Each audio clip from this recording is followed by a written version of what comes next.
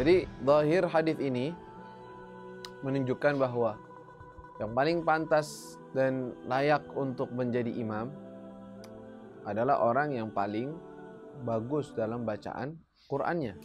Itu zahir hadis, lafadznya begitu, tekstualnya. Lalu apakah hukumnya seperti teksnya atau ada makna lain di balik ini?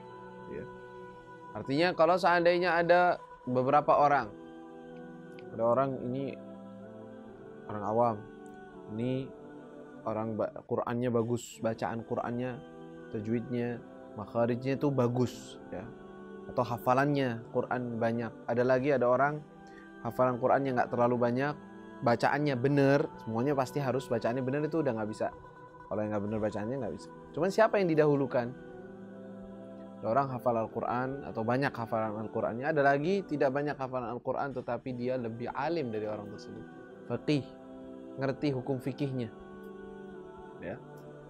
Siapa yang didahulukan? Kalau menurut zahir lafadz ini, yang paling didahulukan adalah orang yang paling banyak hafalan Al-Qur'annya. Aqra di sini adalah orang yang paling bagus bacaannya dan otomatis yang paling banyak hafalannya kepada Al-Qur'an.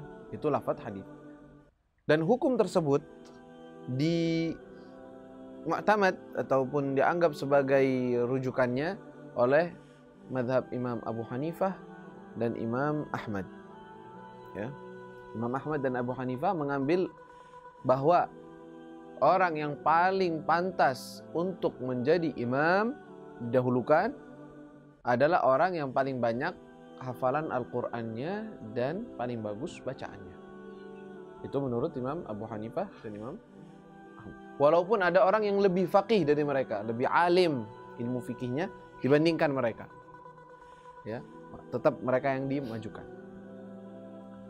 Tapi menurut mazhab Imam Syafi'i, mazhabuna, dan Imam Malik juga, yang didahulukan menjadi imam adalah al-afqah, yang paling faqih, paling alim, khususnya dalam bab salat dan tahara dan wudu dan salat, berkaitan dengan salat, itu yang didahulukan dibandingkan orang yang paling banyak hafalan Al-Qur'annya. Nah, orang hafalan Al-Qur'an, Masya Allah suaranya merdu.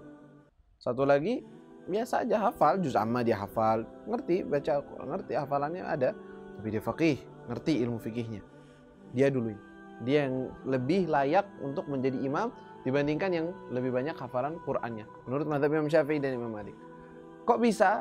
Sedangkan hadis lafadznya seperti ini. Nah, jadi begini, pemahaman tentang al-aqra di sini, orang yang paling banyak hafalan Al-Qur'annya atau paling bagus bacaannya, artinya al-afqah. Kok bisa sih? Kan lafadznya yang paling pintar bacaannya, bukannya paling pintar agamanya, ilmunya.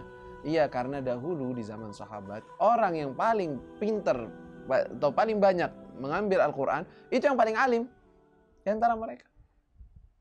Ya, ya. Kenapa? Dalilnya juga adalah Rasul Sallallahu Alaihi Wasallam mendahulukan Sayyidina Abu Bakar daripada yang lain. Kok bisa Sayyidina Abu Bakar didahulukan? Iya. Kenapa? Padahal ada orang-orang yang Rasulullah sudah bilang bahwa dia itu aqra dalam membaca, lebih bagus bacaannya, hafalannya juga kuat daripada Sayyidina Abu Bakar. Tapi Sayyidina Abu Bakar didahulukan karena beliau afqah, lebih a'lam, lebih alim dibandingkan yang lain. Alasannya begitu katanya. Karena tidak cukup hanya dengan teks saja, tetapi apa yang beliau Rasulullah perbuat juga itu pelajaran, menjelaskan tentang apa yang beliau katakan. Itu makanya ilmu tuh begitu tuh. Ya, mereka nggak begitu aja, udah lafadz hadisnya begini sahih khalas. Kok ente banyak ngomong kayak begini-begini, kok ditakwil sih omongan Rasul? Enggak ditakwil, tapi harus paham.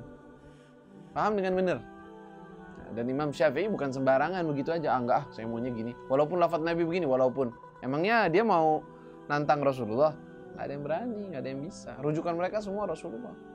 Tetapi mereka pahamnya gimana? Sedangkan Rasulullah dahulunya enggak. Kita lihat banyak yang ditunjuk sebagai iman oleh Nabi, enggak di belakangnya ada yang lebih banyak hafalannya Qur'annya. Kok bisa mereka ini yang didahulukan? Ini ilmunya. Dan juga kenapa alasan kedua, orang yang membaca di dalam sholat lebih dibutuhkan bacaan Al-Quran, banyak hafalannya, atau fikihnya? Itu fikihnya. Nah kalau ada permasalahan dia nggak paham, yang satu nggak ngerti masalatul istikhlaf, masalatul najasa, masalatul sujudus sahu, masalah banyak. Maka orang yang alim lebih ngerti, lebih didahulukan dibandingkan orang yang cuma hafal Qur'annya atau banyak hafalan Qur'an tetapi tidak hafal. Tentunya kalau semuanya sama setara dalam fikih, lalu yang ini bacaannya lebih bagus atau hafalannya lebih banyak, ya itu lebih didahului, itu udah sepakat udah kita. Sama mereka juga begitu. Tapi permasalahannya begini, ini dua orang, dia lebih ahli dari fikih, Qur'annya bagus, bacaannya nggak salah. Ya. Yang ini fikihnya sedikit, punya dasar fikih, tapi Qur'annya banyak, bacaannya bagus, lebih bagus dari yang ini. Mana yang didahulukan? Nah di sini baru ada siapa yang didahulukan? Bukan yang setara. Kalau setara dua-duanya fikihnya sama, alimnya sama, tapi yang ini hafalannya lebih banyak. Ya, yang hafalan lebih banyak didahulu aja. Udah pasti itu. Udah jelas itu. Tapi di sini maksudnya kalau yang ini lebih banyak qiraahnya atau yang ini lebih banyak fikihnya, mana yang didahulukan? Yang lebih afqah, lebih alim didahulukan. Dan ini semua ketika tidak ada orang yang memiliki wilayah, sahibul tempat, yang punya tempat. Misalnya, seseorang mau sholat di tempat misalnya rumah, sahibul bait. Sholat kita di rumah, berjamaah. Siapa yang paling pantas jadi imam? Sahibul bait. Kau bisa padahal ada yang lebih alim, lebih ini. Enggak, sahibul bait didahulukan dari yang lain. Kecuali kalau dia bacaannya jelek, nggak bisa baca Quran. Nah, itu karena dia nggak pantas jadi imam memang. Tapi kalau dia layak jadi imam, dia yang lebih berhak jadi imam dibandingkan yang lain. Makanya mentang-mentang orang dia itu bacaan Qur'annya bagus atau dia faqih, dia alim, nggak boleh sembarangan di masjid orang dia main nyelonong jadi imam, nggak boleh. Padahal dia tahu dia lebih alim dari yang lain, nggak.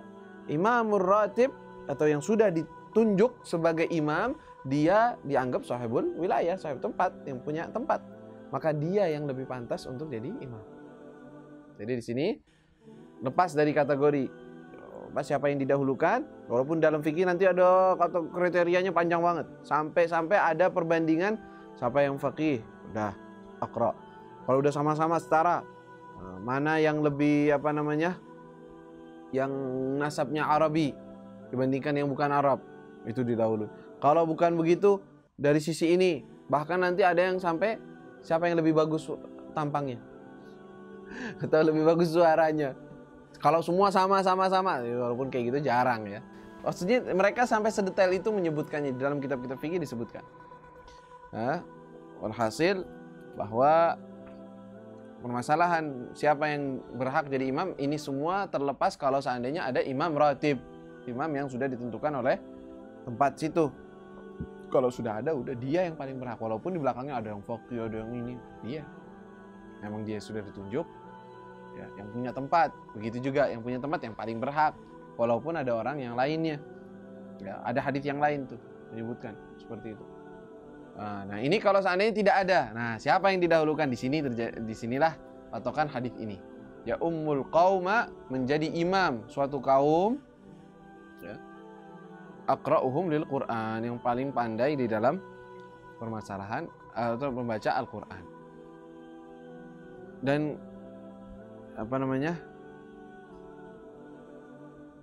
kalau nggak salah yang ana paham dari hadis ini tidak ada permasalahan tentang imam sebagai imamatul muslimin, ya, sebagai pemimpin, bukan masalah lain.